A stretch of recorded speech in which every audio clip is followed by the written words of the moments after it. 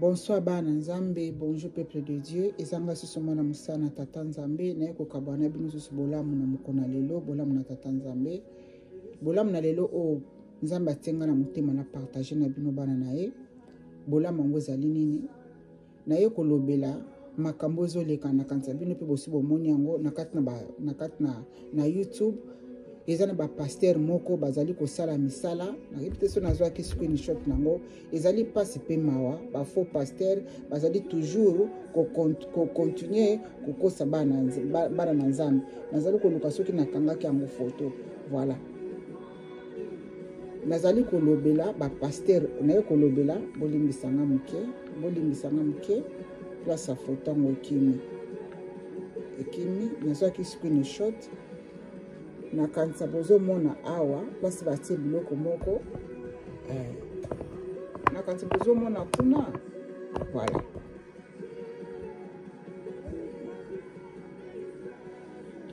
nazo zooma ngo mokie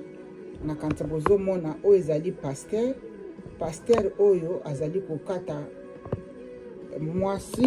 mwana mwasi ba suki na ye ya se na kati na église. Eza pasi pe mawa na bite soki elekanaki na mboka nini yango wana batie wana pasteur azali kokata mwasi basuki na kati na église. Na moni ba video wana ezebele pasteur mususu na kati na église na ye azali kopesa mwasi biz azali kokisi mwasi na kati na église mobimba pote alongola ye milimo mabe wana ya liboso. Pasteur mususu na kati na église na epte bande koso po bosi bomoni ba video oyo ezali pasi pe mawa bana Nzambe bazali kokosa bino ti lelo oyo toza na 2023 boye bana Nzambe bolingi kosala relation na bino na personnel na Nzambe te eza pasi pe mawa Nzambe lelo azomona makambo oyo na kanza tata Nzambe esalaka ye pasi na kati na motema ponga lere na moni yango esalinga pasi makasi na ye koloba ba faux pasteur oyo na église na ye azokata mwasi basuki na biso basi na sa makolo na kati église pe motu moko ta telemi po apekisa ye mususu na kati na église kaka azali kopesa mwasi biz po talongole milimo mabe. Pasteur mususu na mode azali kosukola azosukola basi na kati na église pe église mobimbe vandi kimia soit déjà ba église vandi kimia azali kotala scène wana pasteur mwasi alongole atie basi na kati na église botala ka YouTube na ebite na kanta bosi bokuta na ba video o eza pasi pe mawa. Pasteur wana alongoli mwasi alongoli bilamba na kati na église mo asukoli azosukola mwasi nzoto na yite soki maboko na eza infection soki pe infection te ko simba tina nzoto ya mwasi na se ko kata ye basuki ya mwasi ya se eza pepa mawa mingi église mobimba pe vandi kimia.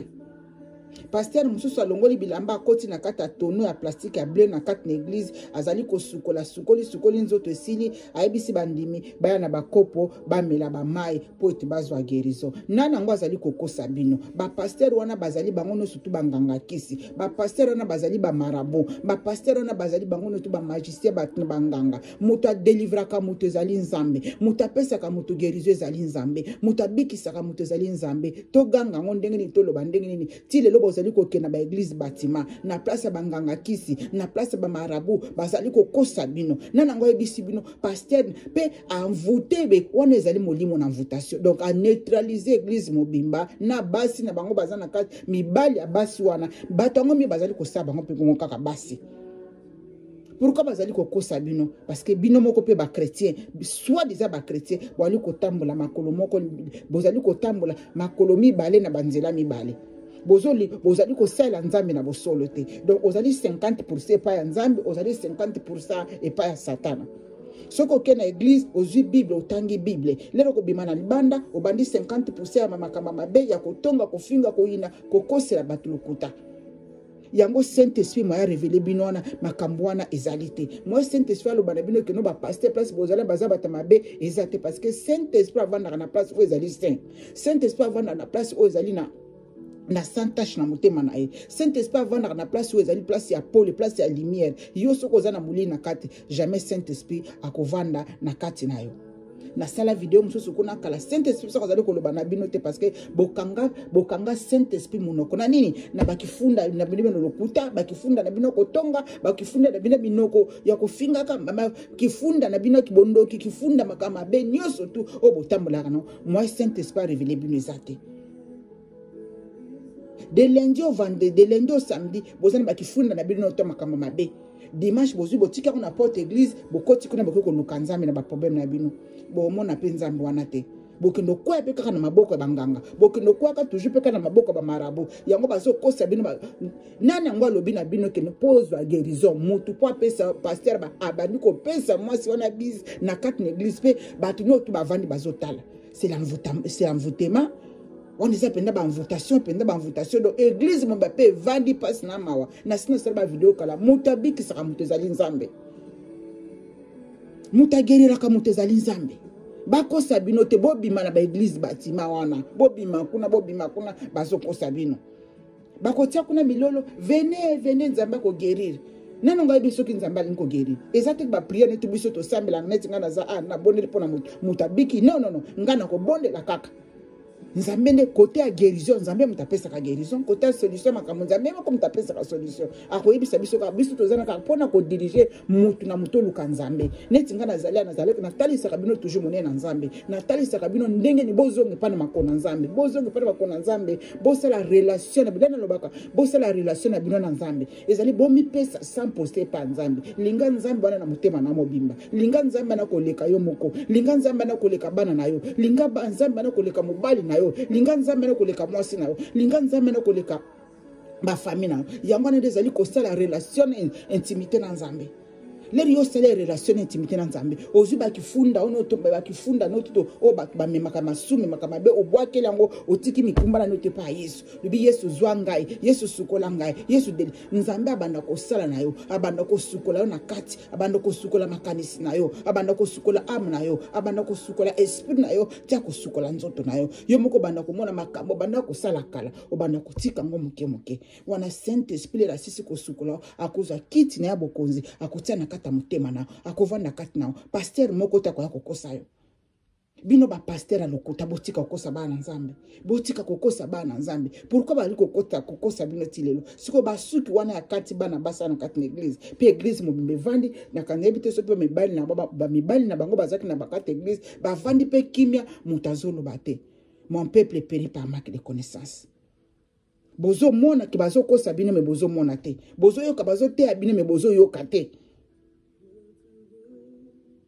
nzamba sunga bino nzamba sunga peuple na ye nzamba sunga bana na ye eza pasi pe mawa ba pasteur asukoli mai na kati na église soki asumbaki no ba masuba kuna na kati mai wana zwaka kopo melis na bite suba ndeko nanga so botalaki bana nzamba botalaki ba video oyo maya muta sukoli asalite na kati ya tonali pesa bato pe bazotre bato mpe bakena kobela nini basi yango bino basi basala bino ndenge nini yango bakanga kaka bino na kati ma pasteur bondenge nini pe na moni pe bato bazokata basuki kuna basie kuna bayaka pasteur ni bazokata basuki ya basi na mona ki mobali moko talekaki o pe bapesa ki bizi kuna kaka pasteur azopesa bizi na mwasi mususu na moni pasteur yango akandi alali na sena na kati na liboso kuna na kati na église azuma aliputa moko atie likolo mwasi yango bazosala ye délivrance po abika alongoli soutien alongoli bilamba no tatikali kaka na kaleso na soutien na kati église mon peuple périt par manque de connaissance bino moko boluka nzambe nzambe na ko bikisa moko à travers la prière na yo moko nzambe na ko bikisa ezate à partir ya prière ya apôtre à partir ya prière ya pasteur à partir ya prière ya prophète ezana ba prière mususu yo moko kosala nzambe ko bikisa ko yokayo yo moko mema via sainteté pe bolingi te bokomi ko corriger nzambe mais ça ma prière mususu nzamba ko tindo kende pa ya mutu boy o moni ke no mutema na osimbi na kati ke no na benga musali wana ezali pe ndenge nzamba ko bikisa na partie ya prière ya musala na suka bondele pa na yo okoza solution makambo na yo baba ndoko kosa bino ti wapi bana nzambe eza pasi pe mawa mingi na yo moni ba video na nini pona mutaza guérison fuko ko amela ba maya muto sukoli na nzoto bakata ba suki suko ba suki abato baswana oya kati na sio tata pasera kina ba suki baswana wapi pour d'interrogation Bamarabu bakomi ba pasteur. Bamarabu bakomi ba prophète. Banganga bakomi ba pasteur bakomi ba prophète. Encore peu bino bana na nzambe bolingi ba prophétie awa. Prophète liboso avina wezali yomoko. Avant zamba bana kula sema kamne pa parce que azolo bana ozoyoka te. Ozana relation te. Ndeni lukoyoka oyoka mungongo na nzambe.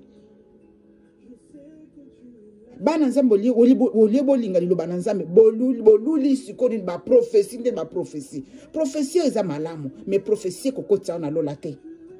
Tika na ebisa bino vérité prophétie eza malamu mais prophétie oyo lingaka ba pesa otongo midi pokwa wana.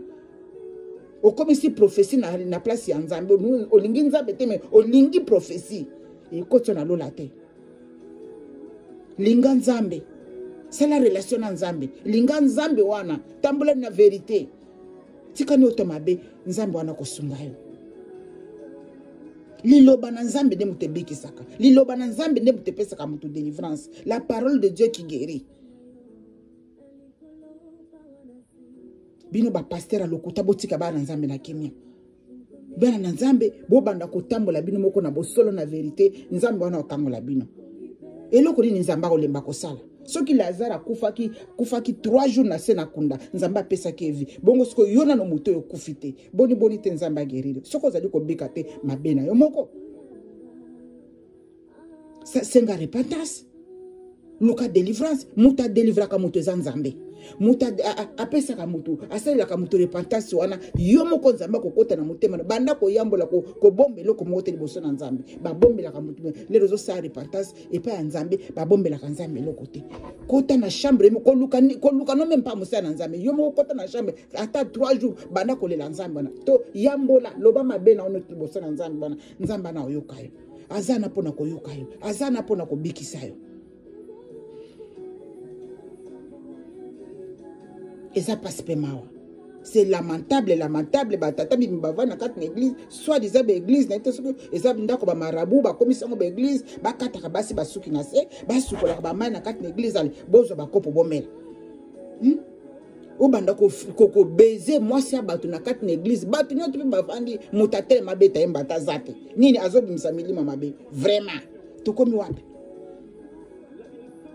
Sortez de là. Bobi makuna. Oza makambo etelema kinga na kati na mutema na partager na bino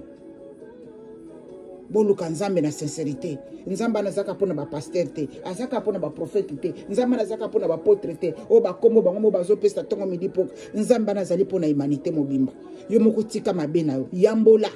liboso na nzambe nzamba koyoka ba prière na yo nzamba ko kangola yo n'importe quelle maladie nzamba wana bikisaka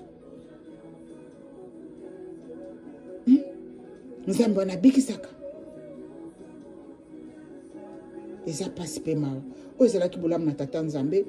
bozwa mayele bosala relation na bino moko na nzambe n'importe quel problème bokozanga na se na moi mpo na ngai bolukaka nzambe bino moko yesu amemaki ekulusu na biso nyonso tumeni awa na se na moi moto amemaka ekulusu na ye